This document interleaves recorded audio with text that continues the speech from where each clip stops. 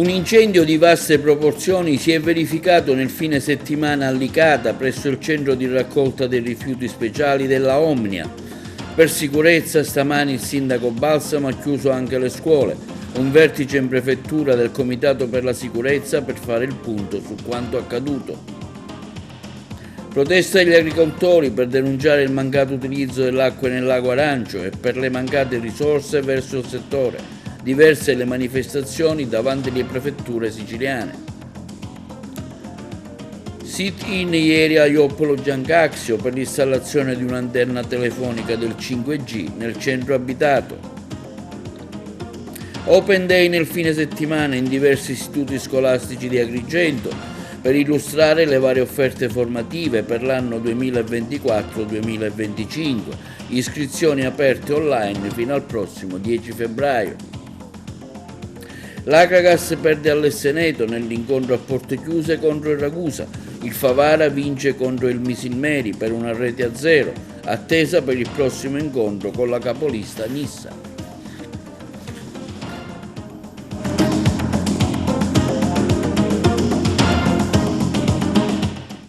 Buongiorno, benvenuti con l'appuntamento di TV Notizie. Un incendio si è verificato a Licata al centro stoccaggio rifiuti speciali della ditta Omnia nel fine settimana. Il sindaco ha ordinato la chiusura delle scuole, pronto l'intervento dei vigili del fuoco di diverse province della Sicilia, insieme all'intervento anche dei carabinieri e della polizia dell'ARPA.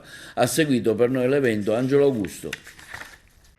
In contrada Bugiades, nella periferia di Licata, l'incendio che da 2 giorni divampa, l'incendio di rifiuti, come vedete alle mie spalle è ancora attivo purtroppo.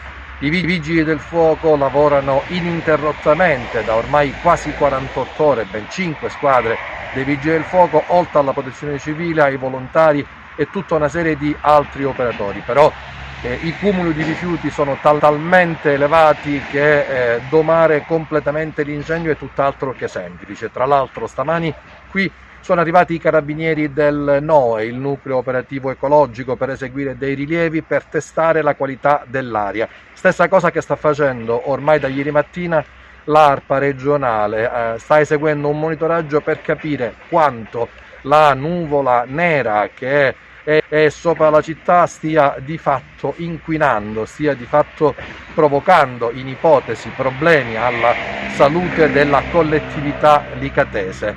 La situazione rimane grave e però nessuno sta lesinando impegno nel tentativo di domare questo incendio e soprattutto restituire la tranquillità che da 2 giorni i licatesi hanno perduto.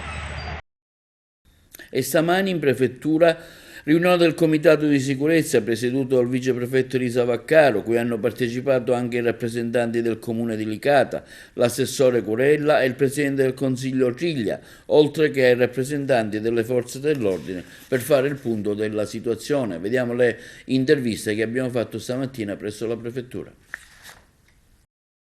Oggi qui in prefettura, Comitato Ordine Pubblico, ecco, qual è la situazione al momento a Licata e che tipo di provvedimenti avete preso o intraprenderete? Allora, la situazione al momento è sotto controllo, però ancora necessita di un grande intervento per spegnere il fuoco. C'è una nube di fumo che si sprigiona dal posto dell'incendio. Oggi siamo qua in prefettura che è stato organizzato un tavolo con tutte le forze e gli enti di tutela ambientale e cercheremo di trovare una veloce situazione alla risoluzione del problema, principalmente anche all'evacuazione dei rifiuti incendiati e dell'amianto che c'è dentro il capannone, che fortunatamente non è stato oggetto di incendio. Scusi, ma a livello preventivo, per salvaguardare la cittadinanza, che cosa avete promosso, che cosa state organizzando? Niente, è stato ancora, diciamo che il centro urbano non è stato attaccato dalla nube dei fumi, però già c'è un comunicato da parte della protezione civile di evitare di aprire le finestre, stendere panni e per la giornata di oggi il sindaco ha provveduto a tenere chiuse tutte le scuole di ogni ordine e grado. Si indaga sulla natura dell'incendio? Su questo ancora non abbiamo notizie, se è un incendio autonomo oppure doloso. Ecco, come amministrazione, diciamo, che si vedeva dalla strada questa situazione da diversi anni, come mai non ci avete pensato a fare qualcosa affinché l'azienda che se ne occupi, diciamo, svolgesse il suo compito? Quella era una struttura sottoposta a fermo giudiziario da oltre 2 anni, quindi e c'era pure un custode di quella società che non ha sicuramente, o questo si vedrà con i successivi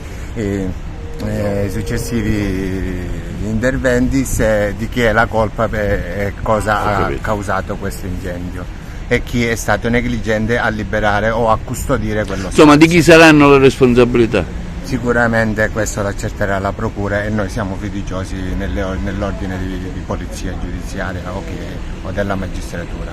Cosa vi aspettate da questo vertice? Da questo vertice intanto ci aspettiamo sicuramente una situazione più incisiva per rimuovere tutti i residui incendiati all'interno della struttura. Questo sicuramente il comune non potrà farsi carico di sgomberare l'area, ma devono essere incaricati gli enti preposti allo smaltimento di questi rifiuti. Con una sua impressione su quello che è successo e se si poteva anche evitare un simile disastro ambientale e come la città sta reagendo e come Presidente del Consiglio cosa farete come Consiglio Comunale? Allora, se si poteva evitare sicuramente non siamo noi a stabilire se era evitabile o meno, così come ha detto l'assessore Curella, ovviamente noi siamo fiduciosi, la procura farà la sua parte.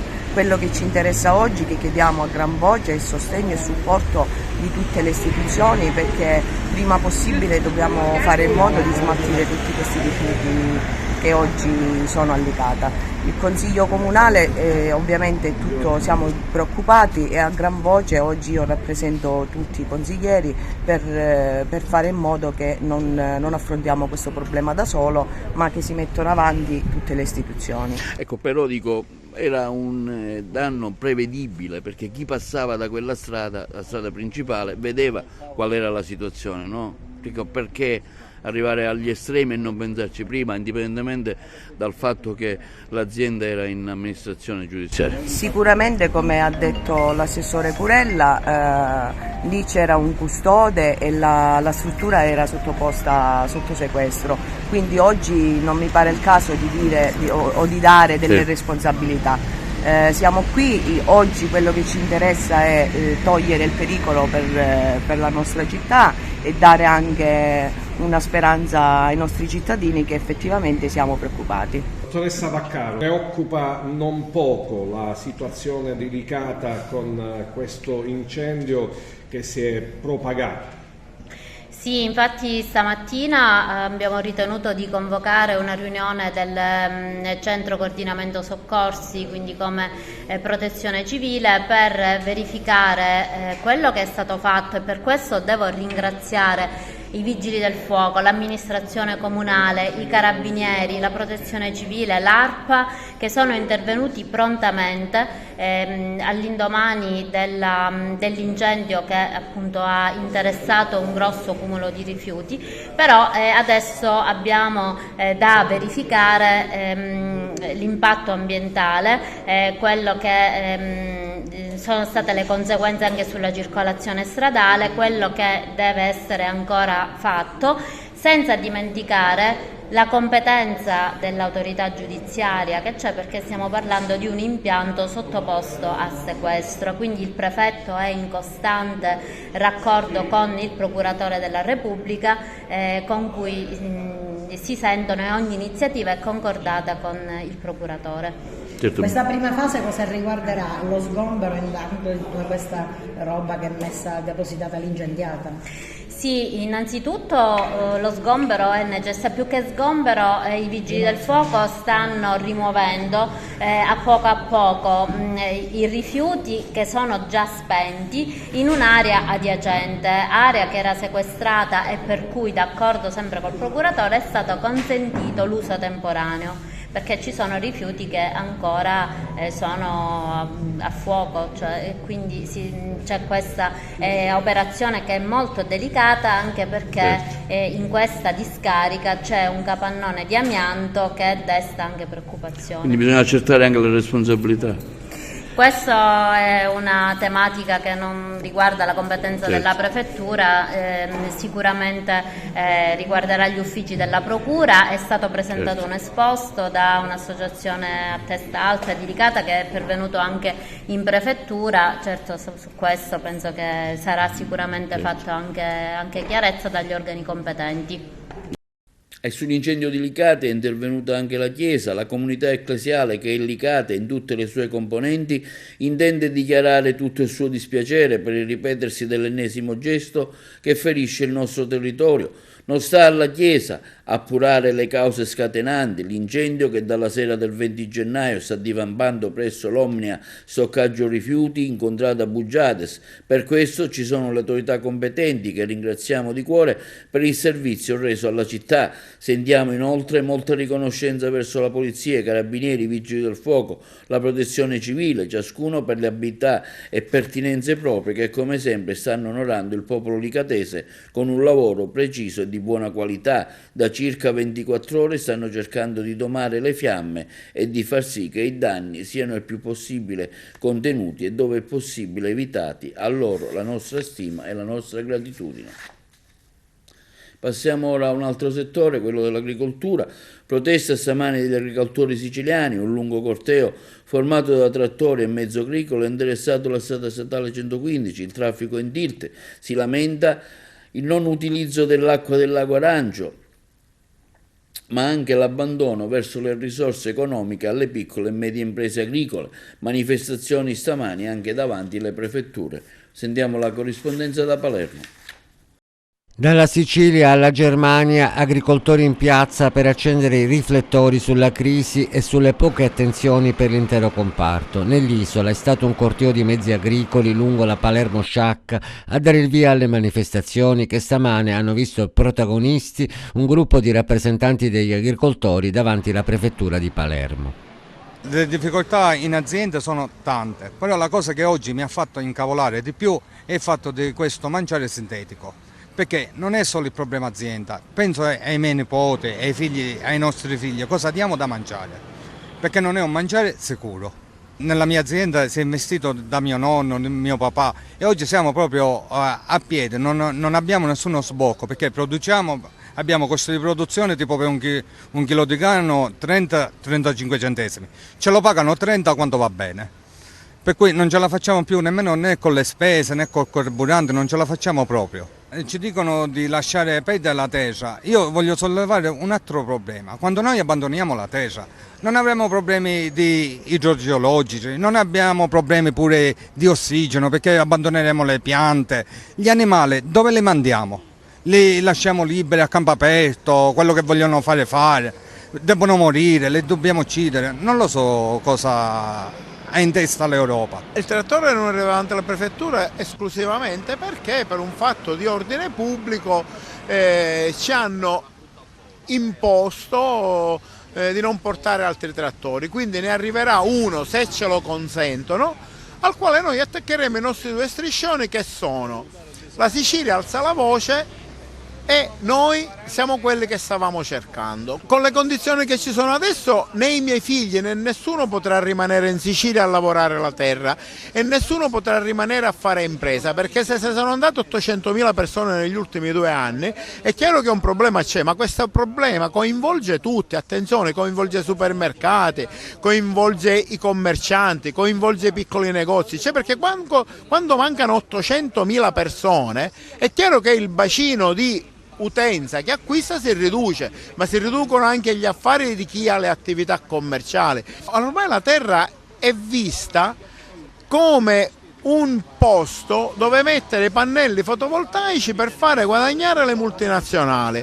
Allora io mi chiedo, ma perché non coinvolgere direttamente gli agricoltori in questo tipo di investimenti? Cioè agli agricoltori si sta dando praticamente quasi nulla. Solidarietà agli imprenditori agricoli anche dalle nuove generazioni, costrette sempre più spesso a lasciare la Sicilia in cerca di un futuro che possa garantire una piena dignità lavorativa. Molti contadini, molti agricoltori, allevatori sono costretti ad abbandonare le terre o in alcuni casi a svenderle totalmente, e i giovani sono costretti a partire a causa di queste politiche che costringono i giovani a non poter rimanere qui o a pensare un futuro in questo settore. Noi chiediamo o pretendiamo degli investimenti nel nostro settore e più in generale in Sicilia, poiché l'agricoltura, oltre ad essere un settore trainante, è proprio nella tradizione siciliana e fonda la sua, diciamo, ricchezza, la Sicilia nella terra.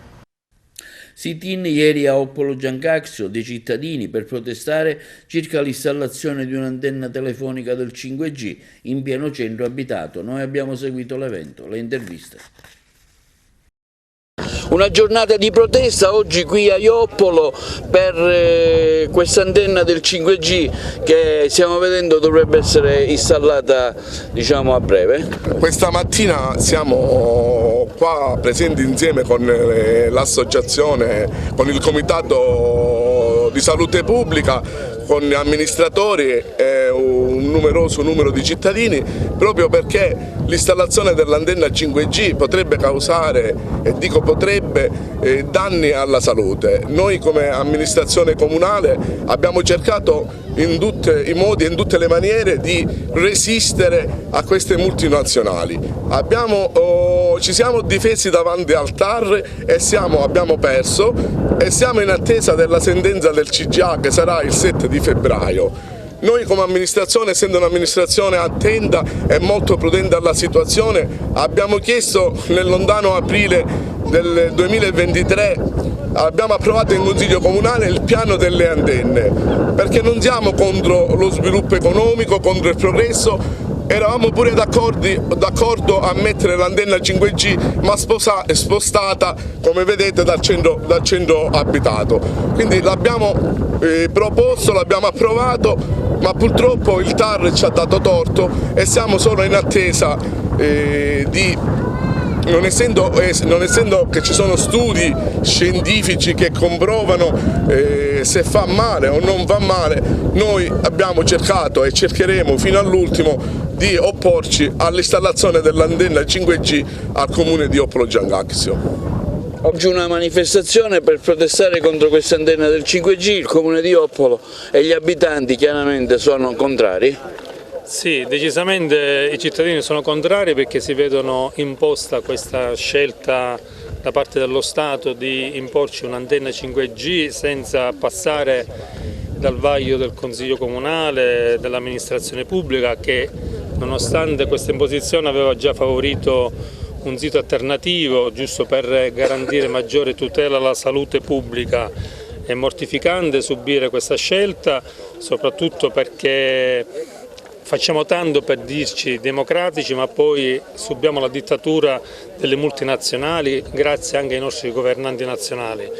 Siamo qua perché vogliamo soprattutto sensibilizzare la gente di Oppolo, tutti i cittadini ovunque siano, perché la sensibilità all'ambiente, alla sua tutela passa attraverso una responsabilità quotidiana di attenzionare questi argomenti che sono il 5G, sono altri interventi che vogliono essere fatti a danno nostro e a vantaggio di alcuni. Quindi l'invito è essere sempre molto vigili e soprattutto quotidianamente stare attenti a trovare soluzioni idonee e responsabili. Avete in mente altre azioni di protesta, non so, in calendario o qualche altra cosa?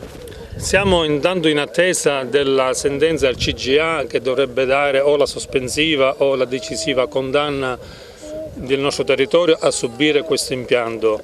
Credo che il Comitato si imporrà anche attraverso l'amministrazione a far valutare attentamente l'emissione di onde elettromagnetiche nel nostro territorio a tutela dei cittadini e a chiedere a gran voce attraverso i canali istituzionali e speriamo solo attraverso quelli che si adoperano per altre soluzioni alternative. Una manifestazione oggi contro questa antenna del 5G, gli abitanti di Joppolo hanno deciso di manifestare, tra cui anche lei? Sì, io sono anche consigliere comunale, quindi abbiamo avviato e cercato di sollecitare, di attenzionare questa questione già un anno fa. Purtroppo siamo arrivati adesso a quello che è la concretezza di quello che si paventava come pericolo e adesso siamo davanti agli occhi di tutti il fatto che la società sta già avviando i lavori. Siete preoccupati? Sì, siamo abbastanza preoccupati, più che altro il nostro non è una preoccupazione volta a dire semplicemente no all'antenna, ma il discorso che è in pieno centro abitato, quindi l'idea e la volontà dell'amministrazione, così come anche di tutto il Consiglio Comunale, era quello di chiedere uno spostamento dell'antenna al di fuori del centro abitato. Questa poteva e doveva essere una soluzione che... Ipotesi che non è stata presa al vaglio? No, non è stata vagliata dalla società che aveva interessi diversi. Purtroppo il diritto alla salute viene spesso messo sotto i piedi rispetto a quello che è la volontà e gli interessi economici. Ma questa postazione ha avuto penso ci voglia una licenza per fare questo lavoro? Sì, no? Le autorizzazioni ci sono state, il discorso era sin dall'inizio, e dico un anno fa ma forse anche prima, valutare la possibilità sia di un piano antenna che la disponibilità sia di privati che di territori comunali che stessero al di fuori, e con un piano antenne magari la società avrebbe dovuto richiedere anche un intervento dell'amministrazione per capire se c'erano disponibilità per la collocazione di queste antenne distanti dal centro abitato, perché si sa che più sono distanti meno pericolo c'è per la salute pubblica. Quindi semplicemente la posizione dei cittadini è questa, non è un no alle antenne ma di spostarle al di fuori del centro abitato. Siamo con l'ex sindaco Portella di Joppolo, anche lui oggi ha voluto essere presente a questa iniziativa e ci indicherà proprio dove il comune aveva previsto la posizione dell'antenna. Eh sì, è una distanza di 100 metri e siccome questa è una situazione che è nata mentre che ero sindaco io, avevamo fatto il piano delle antenne e avevamo messo a disposizione proprio un sito che ha una distanza di 100 metri proprio a fianco del cimitero, che oltretutto è stato rilevato che è un sito ancora migliore perché è più alto di quello che la società ha scelto e non è voluta tornare indietro, perché anche lì io avrei tante cose da dire, perché c'è stata proprio la volontà di volerlo fare in questo posto, perché avevano iniziato già tutto l'iter senza che il comune ne era a conoscenza. E la cosa brutta è che la sentenza del 512 addirittura ci accusa come ente, come comune di essere contro il progresso. Noi non siamo stati per nulla contro il progresso, anzi abbiamo voluto dare e fornirci di un piano delle antenne affinché siamo per il progresso, dare degli spazi che non intacchino quella che è la salute della gente, perché la prima cosa da tenere in considerazione è che proprio è sulle case dei nostri concittadini, e quindi avevamo scelto due siti alternativi a questo, ma la società, perché ormai purtroppo la legge italiana gli permette che tutto quello che fanno le multinazionali è consentito, il sindaco non è più neanche ha il potere sul proprio territorio. Questo è scritto nella sentenza ed è una cosa gravissima. Io mi auguro che in questa nuova sentenza che il CGA dovrà emettere a giorni, e abbiamo chiesto anche la sospensiva, l'anticipo per la sospensiva, tenga conto effettivamente di quelle che sono le procedure che il Comune di Joppolo ha seguito e ha seguito bene. Si è svolta a Fontanella la cerimonia per la promessa dei lupetti da parte del gruppo Scout Agrigento 2, il servizio di Cairone. Cerimonia ieri al gruppo Scout Agrigento 2 a Fontanelle presso la parrocchia di San Nicola, dove un gruppo di lupetti ha pronunciato la promessa alla presenza del parroco Don Andrea. Protagoniste anche le famiglie, perché la promessa per uno scout è un momento solenne che si conclude con il grande urlo che esprime la volontà di rispettare gli insegnamenti del fondatore dello scautismo Baden-Powell. Il fine dello scautismo è quello di formare la gioventù sia dal punto di vista fisico ma anche morale e spirituale.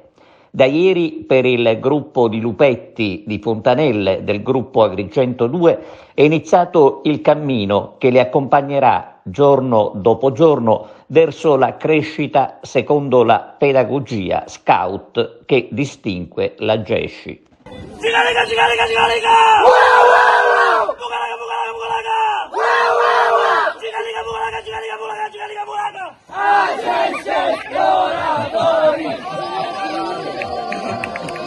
Open Day sabato scorso al liceo Empedocle di Agrigento. Abbiamo intervistato la dirigente scolastica Gatto. Oggi giornata inaugurale, l'Open Day del liceo classico. Lei ha già illustrato ai ragazzi e ai presenti le varie opportunità, i vari corsi di studi, quello che un domani può essere lo sbocco lavorativo anche di chi frequenterà insomma, il liceo Empedocle.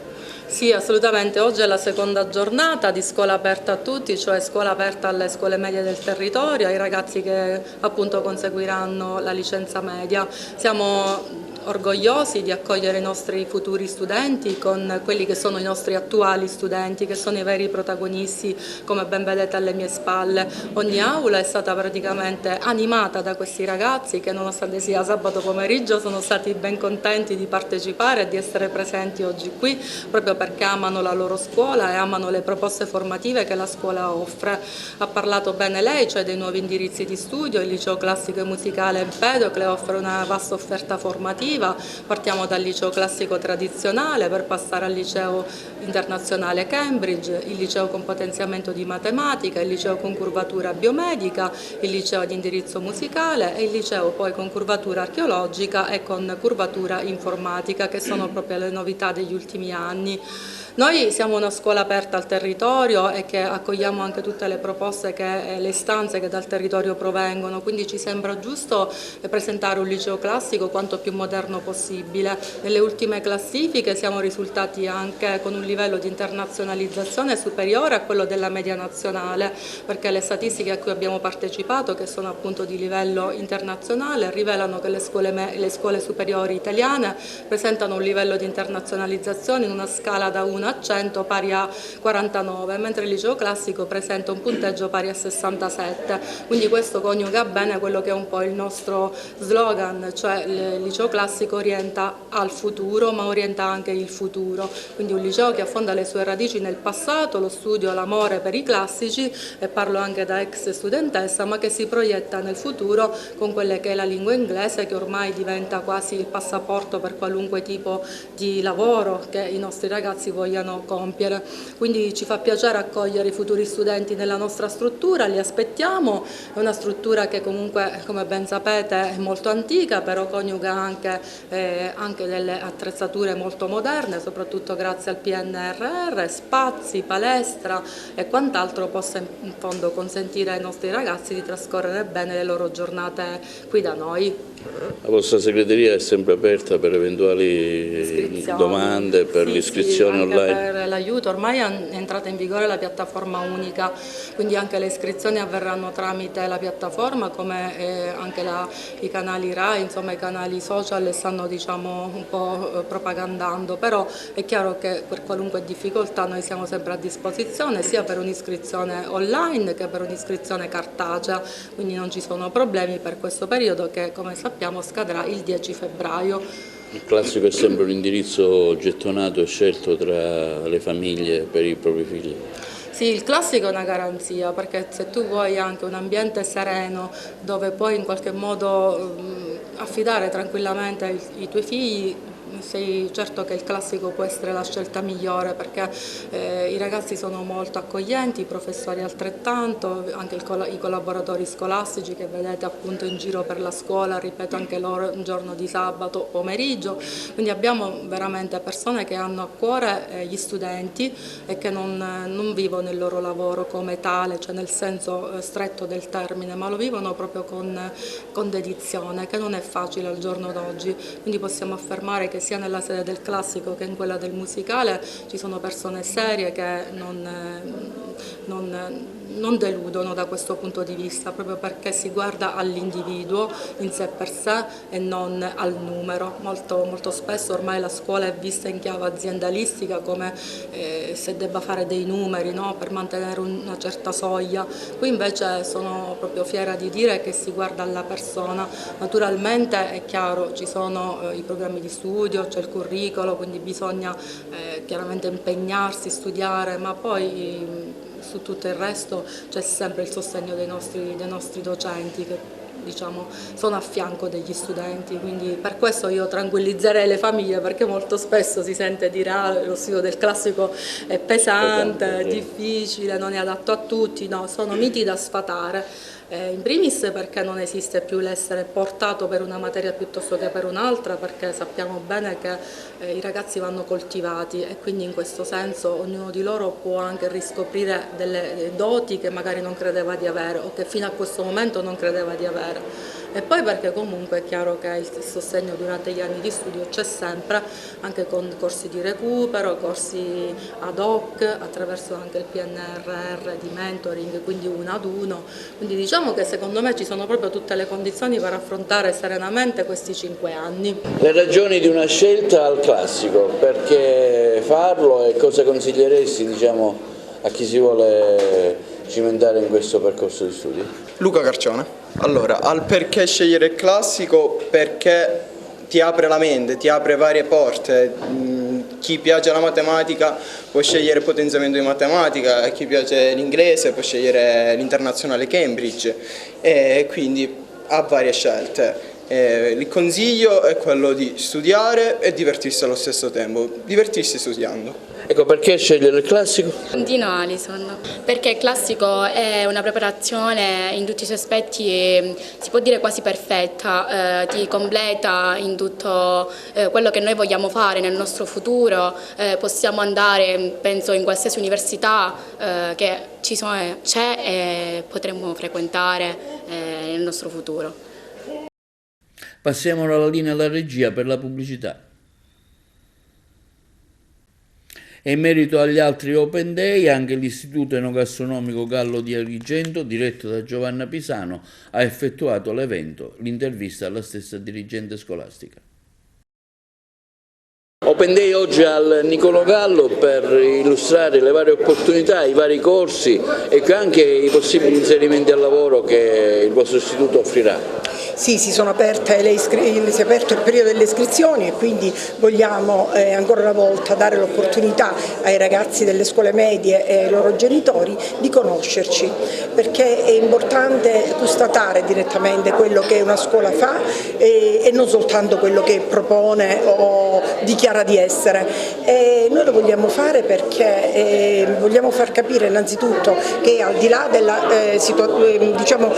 fatto di essere una scuola dove le conoscenze e le competenze si dà un largo spazio, perché chiaramente sono fondamentali per ogni attività che i ragazzi svolgeranno nel futuro, questa è una scuola che sia nel suo indirizzo di enogastronomia e ospitalità alberghiera sia negli indirizzi tecnici, meccanico, meccatronico, agrario, nautico, energia, ambiente, vuole attenzionare il singolo alunno e vuole fargli capire che è una risorsa per la scuola, è una risorsa soprattutto per la società e curarlo sin dal suo arrivo all'interno della nostra scuola, preparando per lui un'accoglienza che sia fatta di attenzioni e che sia fatta di stimoli. Ecco, questo è fondamentale nella nostra scuola e soprattutto nella nostra visione di scuola del Gallo. Chiaramente le opportunità formative sono tante, gli sbocchi lavorativi sono molteplici e attualissimi. Devo dire che anche il valore, la qualità del corpo docente è notevole, per cui la garanzia di acquisizione di conoscenze e competenze, come dicevo poc'anzi, è assicurata. Però a questo si aggiunge un'idea che vogliamo trasmettere ai genitori e ai futuri alunni di una scuola che interagisce con il territorio. Quindi noi con le nostre varie iniziative, con le nostre varie attività sempre calate e calibrate su quelle che sono realmente le esigenze degli alunni e non fine a se stessi perché non avrebbero valore educativo, cerchiamo di educare in senso integrale l'alunno anche ad avere sane relazioni, a crescere nella società consapevole del posto che occupa e del posto che occupano gli altri, che va rispettato sempre. Quindi ci apriamo a tutte le varie realtà, i vari stimoli che provengono dagli enti locali, dall'associazionismo, dalle altre scuole, dalle altre istituzioni scolastiche, perché è bellissimo lavorare in sinergia, dall'università, anche con i nostri PCTO ci apriamo a tutte le realtà lavorative più significative del momento. Vogliamo dare un'istruzione che deve essere di qualità, che non si basa su rimescolamenti di piani scuola, di monte ore, di orari delle lezioni, non è questo.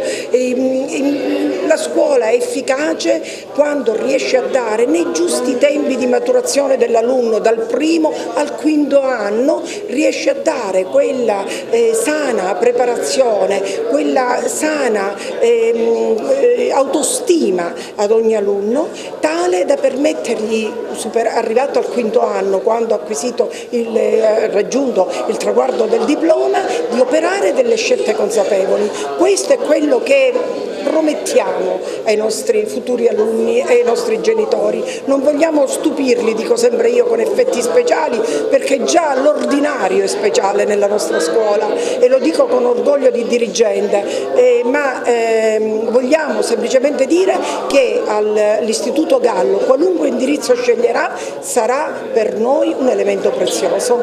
Ricordiamo la sede distaccata a Porto Empedocle del Nautico, sì. Città marinara che dà anche queste possibilità. Certamente, il nautico è un altro fiore all'occhiello, una peculiarità del nostro di Porto Empedocle e quest'anno anche di Agrigento. Diamo l'opportunità ai ragazzi e alle famiglie, anche per venire incontro alle loro esigenze territoriali, diciamo così, e di poter scegliere di frequentare il primo anno sia nella sede di Porto Empedocle, che ormai collaudata e ben avviata, e sia nella sede di Agrigento, e lo facciamo con grande entusiasmo perché quest'anno avremo ad arricchire l'offerta formativa e soprattutto la metodologia attiva e laboratoriale dell'Istituto Nautico, un'importante strumentazione acquistata con i fondi PNRR, il simulatore che simula una plancia di una nave e che permetterà veramente ai ragazzi di sentirsi già dall'inizio immersi in questo mondo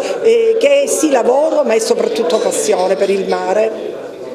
Tania Roccaforte è una docente dell'Istituto Gallo, ecco, perché iscriversi al Gallo? Perché in tutte le scuole del territorio italiane in generale si dà molto senso, molto spazio all'inclusività, al far crescere gli alunni e puntare al successo formativo di ciascuno.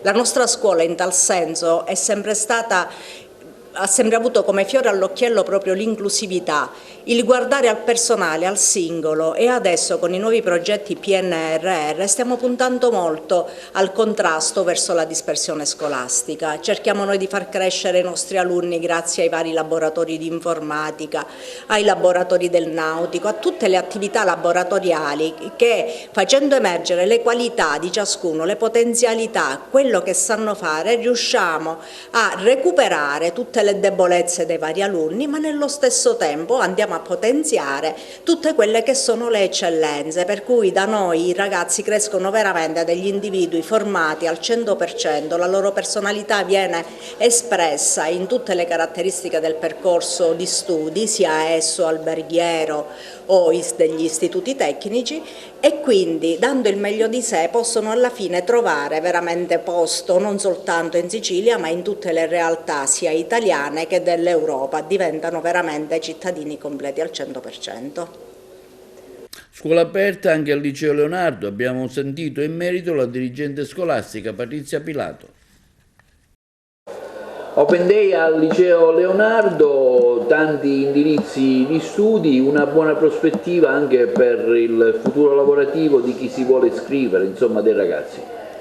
Tanti indirizzi, è vero, un'offerta formativa ampia ed articolata che punta a formare appunto menti brillanti per rappresentare il futuro del nostro Paese. Qui si forma la migliore classe dirigente del Paese e qui specificatamente in questo liceo che è stato riconosciuto come il primo liceo della città da Eduscopio, i ragazzi hanno l'opportunità non solo appunto di poter scegliere tra una variegata ampia offerta di indirizzi e di prospettive formative, ma anche di poter sperimentare tante attività extracurriculari, numerose attività extracurriculari che fanno da cornice a quello che è la mera trasmissione di contenuti, ma che di fatto vanno a formare invece appieno una personalità in grado di esprimere un pensiero critico e consapevole che poi dà ai nostri ragazzi gli strumenti per potersi affermare in qualsiasi contesto della loro vita.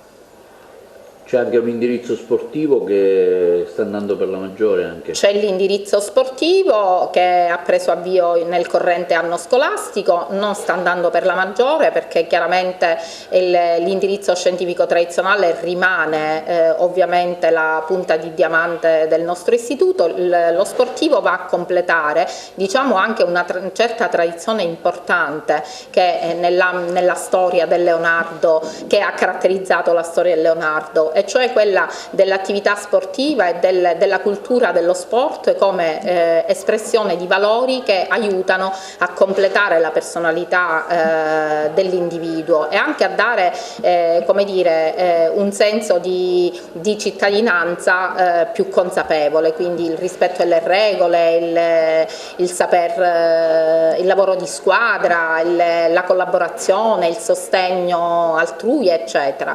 Naturalmente il Leonardo in questa vasta offerta punta anche ad orientare i ragazzi sia dal punto di vista personale che professionale attraverso delle iniziative curriculari ed extracurriculari che danno loro la consapevolezza di quelle che sono le proprie attitudini, attraverso percorsi di mentoring, ma anche attraverso diciamo testimonianze di mentor esterni che naturalmente danno loro l'opportunità di puntare sulle proprie attitudini per poter poi effettuare le scelte del futuro. In questo il Leonardo è stato ritenuto proprio dal Ministero una tra le scuole più innovative del territorio. Tra le novità anche il biomedico.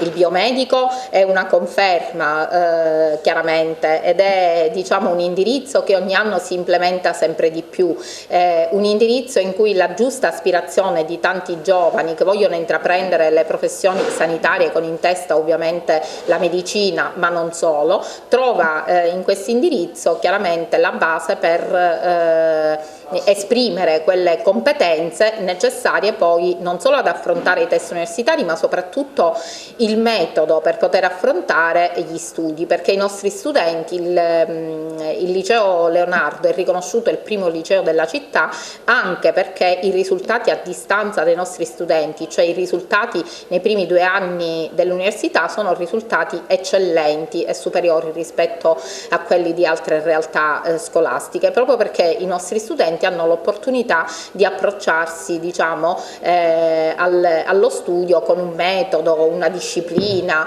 e anche dei contenuti assolutamente diciamo, consoni alle loro attitudini. Le lingue sono importanti col Cambridge? Assolutamente, le lingue sono un altro dei pilastri fondamentali del nostro istituto, perché noi siamo un liceo linguistico, il primo liceo linguistico del territorio. Le 3 lingue che si studiano sono le 3 lingue che chiaramente vanno per la maggiore in Europa, mi riferisco ovviamente all'inglese, il francese e il tedesco, ma accanto a queste noi abbiamo inserito la Cambridge School, che consente da un lato nel percorso linguistico di inserire un'ulteriore quarta lingua che è il cinese, oltre naturalmente al business English, che è appunto una disciplina che i ragazzi studiano in inglese ma che ha, diciamo, respiro giuridico economico.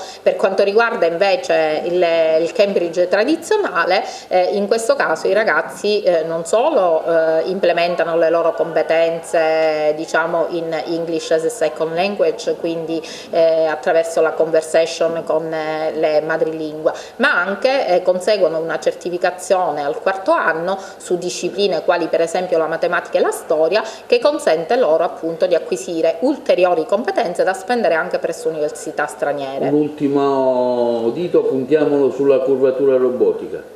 Allora, la curvatura robotica, unitamente alla curvatura, al nuovo percorso scienza dei dati e intelligenza artificiale, sono, diciamo, i nuovi nati, nascono da questa tendenza all'innovazione che da qualche anno caratterizza il nostro liceo e che chiaramente ha messo, diciamo, ha posto l'attenzione su quelle che sono sicuramente le discipline che possono garantire un più immediato inserimento nel mondo del lavoro dei nostri giovani, una volta ultimato ovviamente non solo il percorso liceale ma anche quello universitario. Tuttavia, soprattutto con la robotica che forma diciamo, gli esperti in machine learning, in robotica, naturalmente tutti coloro i quali trattano per esempio scienze dei dati e intelligenza artificiale, i big data,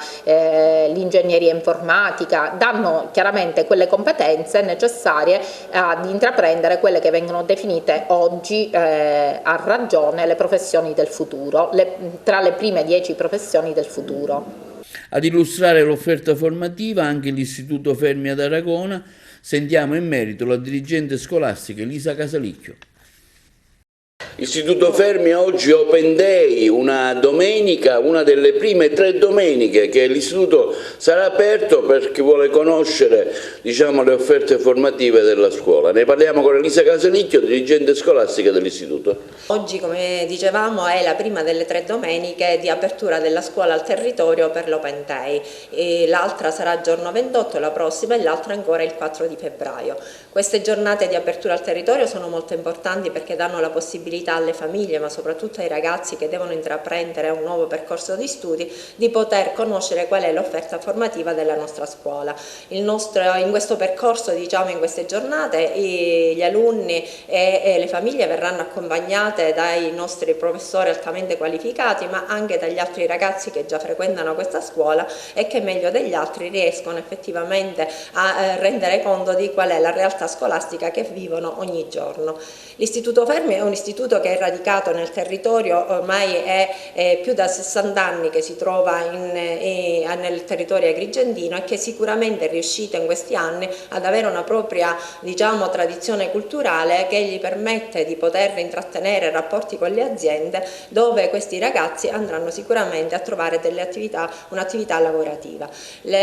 Non sono pochi i casi in cui le aziende ci chiedono nominativi dei ragazzi che frequentano il nostro istituto, non da meno anche l'Enel e le Ferrovie dello Stato, e quindi trovano un'occupazione quasi immediatamente all'interno dell'anno dopo che si sono diplomati. Come dicevo, l'offerta formativa del nostro istituto è notevole. Noi abbiamo innanzitutto 3 sedi, questa di Aragona, una di Favara e un'altra di Racalmuto. All'interno del Fermi abbiamo 2 istituti, abbiamo l'istituto tecnico e l'istituto professionale. L'istituto tecnico vanta 5 indirizzi attivi, tra cui abbiamo la meccanica, la meccatronica e l'energia, abbiamo l'informatica e le telecomunicazioni, il sistema moda, abbiamo anche chimica, materiale e biotecnologia dell'elettronica e l'elettrotecnica, mentre invece per quanto riguarda l'istituto professionale abbiamo la manutenzione e l'assistenza tecnica, c'è l'ottico, l'odontotecnico e inoltre i servizi della sanità e l'assistenza sociale. Per completare l'offerta formativa del nostro istituto non dobbiamo poi dimenticare anche il corso serale che si trova presso la sede di Favara. Il corso serale dà la possibilità agli adulti, a quanti hanno interrotto il percorso di studi, di poter riprendere questa attività e quindi riqualificarsi e conseguire un diploma. L'Istituto Fermi, come dicevamo, è un istituto che prepara i nostri giovani. A chiusura del percorso di studi i ragazzi hanno una doppia possibilità. Come dicevamo, possono inserirsi immediatamente nell'ambito lavorativo, ma nello stesso tempo possono proseguire con risultati notevoli anche tutte le facoltà universitarie. E brevemente quale opportunità offre il vostro istituto? Il nostro istituto, che è un istituto professionale e industriale, quindi tecnico industriale, dà la possibilità di dare ai ragazzi un passaggio in più per quello che è il mondo del lavoro, dà la possibilità di poter iscriversi anche all'università. A tal proposito voglio andare a dire cosa? Voglio andare a dire che abbiamo ragazzi che sin da subito, dopo il diploma, sono riusciti ad essere agganciati da aziende grosse come l'Enel e non solo, ma anche aziende che lavorano nel loco. Voglio parlare di alcuni ragazzi che sono stati assunti da aziende agrigentine e che continuano a svolgere quell'attività grazie alla quale hanno conseguito delle abilità, delle capacità interessanti. L'industriale è un percorso molto importante. Noi abbiamo una serie di corsi di ambito tecnico che vanno dall'informatica alla meccanica meccatronica, elettrico elettronico e che dal punto di vista professionale abbiamo ad esempio l'ottico, l'odontotecnico, manutenzione e assistenza tecnica e i servizi sociosanitari. E voglio dire che la nostra scuola è molto attenta anche all'utilizzo dei fondi del PNRR. Ad esempio, tra qualche mese andremo ad implementare una serie di laboratori, abbiamo avuto finanziati più di 300.000 euro di fondi e riusciamo a spenderli in maniera oculata e adeguata e stiamo andando ad implementare una serie di laboratori e di ambienti didattici innovativi sia nella sede principale di Aragona che nelle sedi associate di Racalmuto e di Favara. L'Istituto Fermi, essendo un istituto a indirizzo tecnologico, è una scuola molto attiva e presente sul territorio. Sono già attivi progetti del PNRR per rafforzare le competenze di base dei nostri studenti e potenziare le attività e lo studio che svolgono in classe. Inoltre la nostra è una scuola che è in rete non solo con il mondo delle aziende del territorio, ma anche su scala nazionale. I nostri ragazzi realizzano i progetti del PCTO, percorsi trasversali per l'orientamento, nelle aziende anche all'estero. Sono stati in Spagna, in Portogallo, sono attivi ormai da anni anche i progetti Erasmus. Non solo i nostri ragazzi sono stati ospiti di scuole per progetti studio all'estero, ma tra qualche giorno aspettiamo anche un gruppo di ragazzi francesi che verranno a trascorrere delle settimane di studio e esperienza lavorativa anche qua nella nostra scuola. E per quanto riguarda i progetti in lingua straniera, sono stati realizzati e continuano a realizzarsi qua nella nostra scuola dei corsi di studio in inglese in collaborazione con l'Istituto Cambridge. Per quanto riguarda le attività extracurriculari, queste vengono arricchite anche anche da un laboratorio di musical e un laboratorio di teatro. Queste sono delle attività che aiutano i ragazzi a interagire anche con studenti delle altre classi e che rafforzano proprio il senso di appartenenza all'istituto, alla comunità scolastica e anche il benessere a scuola. L'Istituto Enrico Fermi ha una vocazione inclusiva molto forte e il cui obiettivo primario è quello proprio di curare quello che è il progetto di vita degli alunni, valorizzando le caratteristiche degli stessi e facendoli sentire parte integrante della comunità scolastica. Gli allievi vengono accompagnati nel loro processo di crescita fino al raggiungimento di un diploma che è immediatamente spendibile nel campo del lavoro, e questo rappresenta non soltanto il fiore all'occhiello del nostro istituto, ma anche una vera e propria garanzia per quanto riguarda i genitori, che potranno vedere i loro figli realizzati. Con la testimonianza di Rosa Carmelo. Si sono trovate benissimo in questa scuola, hanno fatto il diploma, hanno finito il diploma a luglio, si sono diplomati a luglio, dopo 6 mesi già hanno trovato lavoro presso l'Enel, si trovano benissimo. E infatti c'ho l'ultimo dei miei figli, si vuole iscrivere qua in questa scuola e siamo venuti qua oggi per iscriverlo. Bene, ascoltiamo ora il messaggio di Margot, la protagonista principale del film Bocche Inutili, prodotto da Angelisa Castronovo e Tonino Moscat, che invita a vedere il film in onda stasera su Rai 5. Quella che inizia è la settimana della memoria e non poteva esserci scelta migliore per mandare in onda il film Bocche Inutili. Ci ha pensato opportunamente Rai 5, che questa sera alle 21 sul canale 23 del digitale terrestre propone la pellicola per non dimenticare e riflettere sulla ferocia che nel caso del film Bocche Inutili riguarda solo donne che subiscono all'interno di un campo di concentramento ogni forma di violenza, una cruda realtà difficile da sopportare. Una testimonianza che il regista Claudio Uberti ha saputo cogliere creando un vero e proprio capolavoro.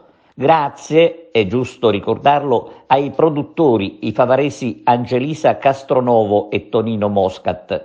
Adesso, in esclusiva per il nostro telegiornale, ascoltiamo il messaggio dell'attrice protagonista Margot Sicaboni, la quale spiega perché è importante vedere Bocche Inutili. Sono Margot Sicaboni, interprete di Esther nel film Bocche Inutili. Questo è un film importante che va visto perché abbiamo una responsabilità rispetto alla memoria. È un film su una donna che improvvisamente perde tutto, perde qualsiasi diritto alla libertà, diritto ad essere un essere umano, una donna, diritto alla femminilità. Le viene negato tutto. Viene presa da casa sua e portata in un campo di mezzo, che è un campo realmente esistito, un campo a Fossoli, il campo di Fossoli in provincia di Modena. Da lì viene portata a Ravensbrück, che è un altro campo realmente esistito in Germania, un campo solamente per donne, dove le donne vengono forzate a dei lavori prettamente sartoriali, ma con dei ritmi, dei livelli di fatica, di stress e di privazioni proprio volte a togliere qualsiasi forma di umanità alla loro esistenza. Ma Esther è una storia di luce, perché lei porta la luce all'interno di questo buio, terribile e accecante in cui è, e attraverso l'unione femminile riesce a riportare umanità anche dove davvero non ce n'è più. Quindi io vi invito con tutto il cuore a vedere questo film, è un film importante da vedere, perché abbiamo ognuno di noi una responsabilità rispetto alla memoria, non dobbiamo dimenticare. Lunedì 22 gennaio, ore 21:15 su Rai 5. Passiamo ora alle notizie sportive. Una sconfitta per l'Akragas, che ieri nell'incontro a porte chiuse all'Esseneto ha perso contro la squadra del Ragusa per 2-0. Ce ne parla Carmelo Lentini con una panoramica di quanto è successo anche nelle altre categorie nella giornata di ieri. Un Ragusa sornione, cinico e spietato supera in trasferta l'Akragas e vendica l'onta della sconfitta interna subita mercoledì scorso nell'infrasettimanale con la Vibonese. Un risultato che risulta essere molto pesante per i padroni di casa di Marco Coppa, che specie nel primo tempo hanno avuto il torto di non aver saputo concretizzare le diverse occasioni propizie ad un passo dalla porta difesa egregiamente dal portiere Ibleo Freddi. Per certi versi si è trattata di una gara strana che poteva avere un epilogo anche diverso. Invece alla fine a leccarsi le ferite sono stati proprio i padroni di casa. Riavvolgendo il nastro sin dai primi minuti si è visto un Akragas veloce, manovriero e molto voglioso di guadagnare l'intera posta in palio. Infatti al quarto il difensore Fragapane sotto porta divora una nitida occasione da rete. Al 31esimo un tiro di Grillo impegna severamente il portiere Ibleo Freddi. 2 minuti più tardi, Puglisi di testa, ben servito da Grillo, alza troppo la mira. Ed al 40esimo proprio Scozzeri si presenta tu per tu con il guardapalle ospite, ma non riesce a mettere nel sacco. Un Akragas che specie nel primo tempo avrebbe meritato sicuramente il vantaggio.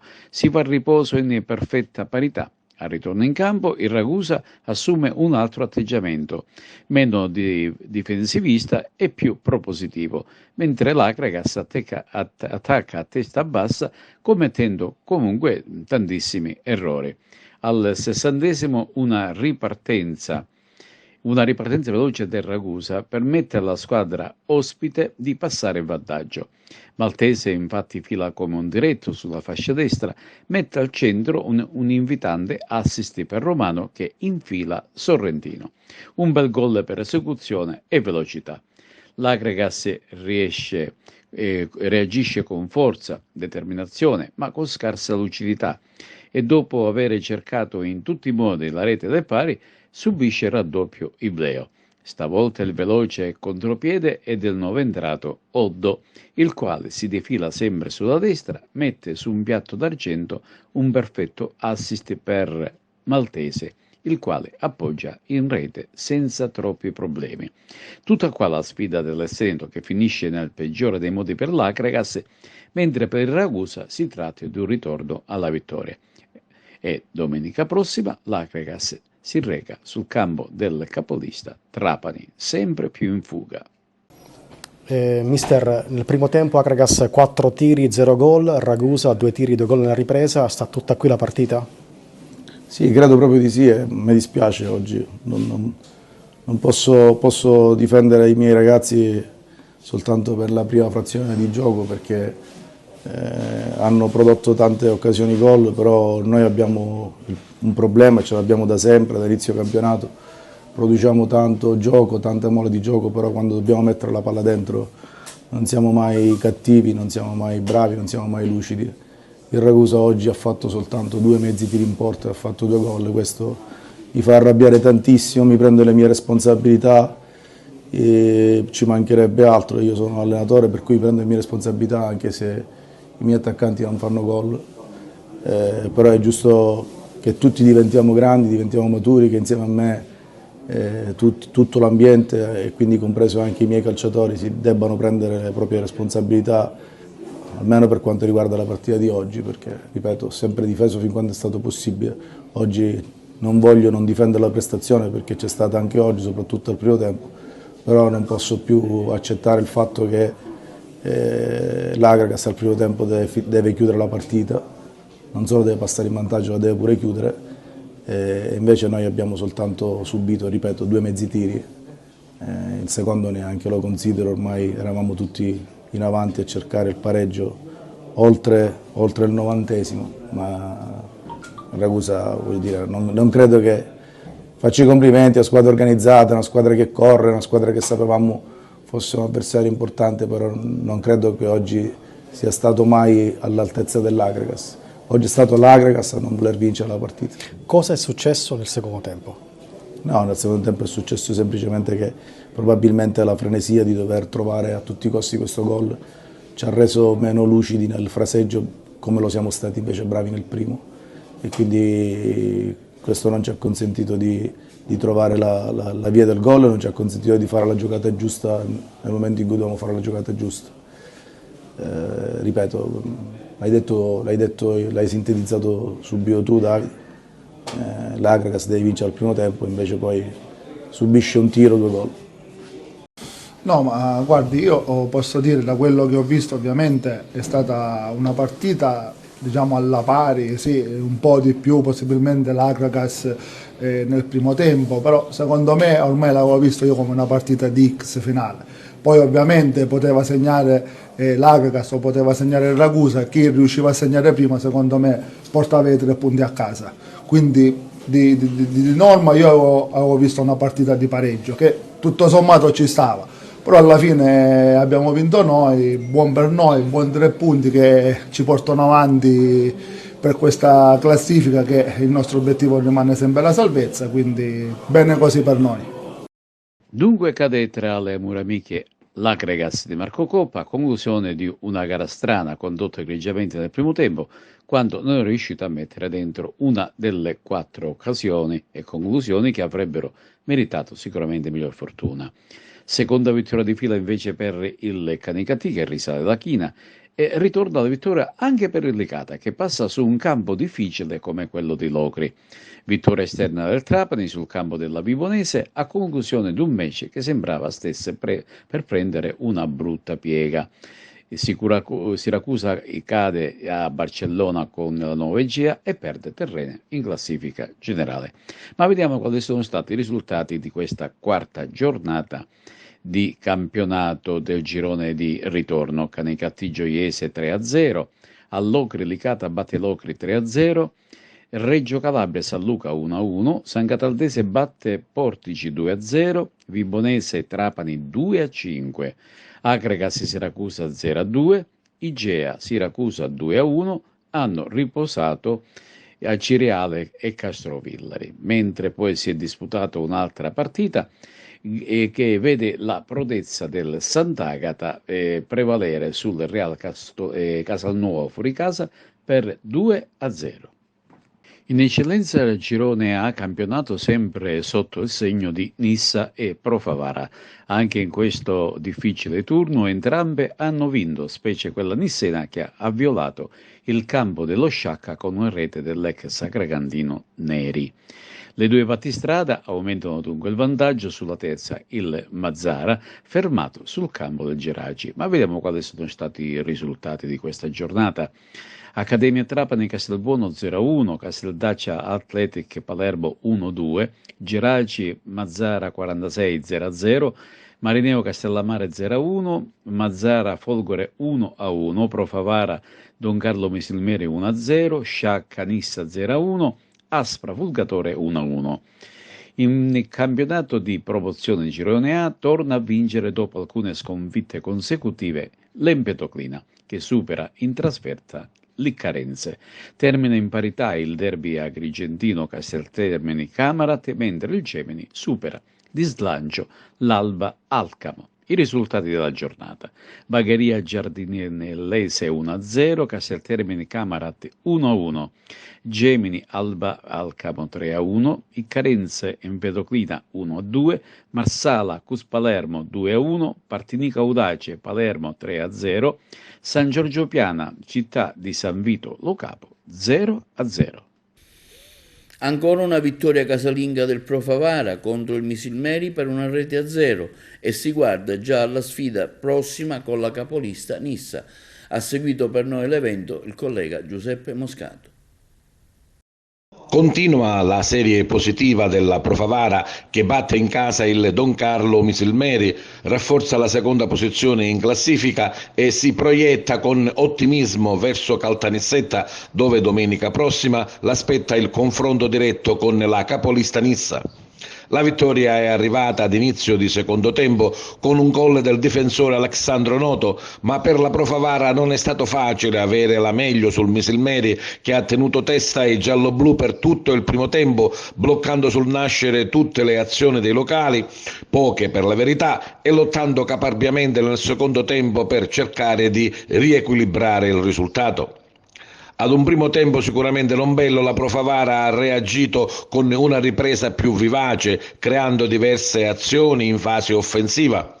La rete del vantaggio, come dicevamo, è arrivata al 54esimo con Noto, che ha sfruttato alla perfezione un cross dalla sinistra di Ficarrotta ed ha battuto Zummo con un tiro alla sua sinistra. Pro Favara che prova a raddoppiare con Retucci, Lucarelli e con Ficarrotta che al 61esimo prende la traversa, ripetendosi al 67esimo con un forte tiro deviato in angolo sempre dall'ottimo Zummo. Misilmeri che ha avuto anche un gol annullato per una carica sul portiere Scuffia. Ma ecco i commenti di fine gara. L'ennesima vittoria del gruppo, un'ennesima grande prestazione, un'ennesima grande vittoria di un campionato strepitoso, quello che stiamo facendo. E noi abbiamo un obiettivo in testa e lavoriamo ogni settimana per raggiungerlo. Ma loro sono dei tifosi fantastici, ci stanno vicini sia durante la settimana che in trasferta, che soprattutto quando giochiamo in casa. E in partite come queste, nella volata finale, sicuramente loro faranno la differenza, sia in casa che fuori. Era stata una partita complicata, come già sapevamo, perché il Misilmeri è una squadra che, avendo cambiato allenatore, ha cambiato anche tipologia, ha trovato secondo me il giusto assetto, ha preso qualche giocatore importante e sapevamo alla vigilia che era una partita difficile. E così è stata, perché la prima parte della gara è stata una partita combattuta, il vento, come ha detto prima Fabio Bossa, ha condizionato un po' la prima parte della gara, poi credo che nella seconda parte ci sia stata poca partita, perché credo che oltre al gol abbiamo avuto diverse situazioni per poter raddoppiare, qualche gol annullato. Devo dire che i ragazzi veramente hanno fatto veramente bene, perché chiudere il primo tempo 0-0, sono entrati un po' nello spogliatoio un po' sotto loro, invece loro devono capire che siamo una squadra forte, siamo una squadra che con la serenità giusta riusciamo a sviluppare il nostro gioco e fare quello che sappiamo fare. E così il secondo tempo i ragazzi devo dire che hanno messo tutto in campo per portare a casa questa vittoria. Ancora una volta Noto l'uomo gol, è una bella soddisfazione. Sì, fare gol è sempre una bella soddisfazione, però l'importante è aver preso i 3 punti, sono stati 3 punti sofferti, molto importanti per il proseguo di questo campionato. No, una partita che è giocata bene anche dal Pro Favara, dove sì, 2 forze che si sono annullate e nell'unica occasione di un calcio piazzato abbiamo subito questo gol. Non so se poi nel gol che avevamo pareggiato la partita saranno le immagini a dire se era un fallo sul portiere. A me non mi è sembrato un fallo sul portiere. Chi l'ha fatto il gol? Chi l'ha fatto? Costantino, sì, Alberto Costantino. Ed è già la seconda volta che mi capita, perché anche domenica abbiamo fatto un gol valido e ancora una volta non convalidato. Però non ci attacchiamo a questa cosa, bisogna reagire, abbiamo venduto cara la pelle, ci credevo anche che abbiamo avuto anche soprattutto il primo tempo, anche delle buone occasioni. Ci aspettavamo anche a favore di vento di un ritorno del Pro Favara, però forse abbiamo dato spazio su un paio di tiri da lontano. Poi la mia squadra aveva fatto un'ottima gara anche nel secondo tempo. Però il calcio è questo. Il primo tempo è stato più che altro, si sono studiate le squadre, anche perché qualcuno pensava che Misilmeri era una squadra da battere facilmente. Penso che si è fatto delle idee sbagliate, anche perché già l'ho visto domenica scorsa con lo Sciacca per un episodio, ha perso la partita, ma sta andando bene, poi c'è dei giocatori importanti, allenatori importanti. Quindi il primo tempo è stato un po' più che studiato, diciamo, tutte e 2 le squadre, quindi nessuno rischiava. Poi il secondo tempo è uscito un po' con valore in più della nostra squadra e penso che il risultato sia giusto. Ma credo che domenica si può riaprire o chiudere il campionato. La partita dice questo. Siamo 2 squadre che stiamo avendo un ritmo penso importante, è anche vero che noi abbiamo lasciato punti soprattutto in casa, però è anche vero che fuori casa abbiamo 9 vittorie su 9, quindi da parte nostra sicuramente proveremo la partita per cercare di andare a vincere, per poter riaprire e avere uno spiraglio per lottare per il finale di campionato. Archiviata la gara con il Don Carlo Misilmeri, il pensiero va subito a Caltanissetta. La gara con la capolista Nissa sarà decisiva per il prosieguo del campionato. La Nissa è prima in classifica, ha 6 punti di vantaggio avendo vinto 17 partite su 18 con un solo pareggio. Di contro la Pro Favara ha dalla sua il record di avere vinto tutte e 9 le partite giocate in trasferta. Ha un organico rafforzato e sicuramente più forte rispetto alla partita di andata e, cosa molto importante, può contare su una tifoseria che la segue anche in trasferta, dimostrando veramente di essere il 12° uomo in campo. Sulla trasferta di domenica prossima a Caltanissetta sentiamo mister Catalano e il capitano Fabio Bossa. Sì, sappiamo benissimo l'importanza della partita, ma come hai detto tu, tutte le partite sono importanti, tutte le partite valgono 3 punti. Certo, andiamo a giocarci uno scontro diretto con la massima serenità e la massima consapevolezza dei nostri mezzi, senza paura di nessuno. E questo è tutto per TV Notizie di oggi, vi diamo appuntamento alle prossime edizioni e vi auguriamo una buona serata.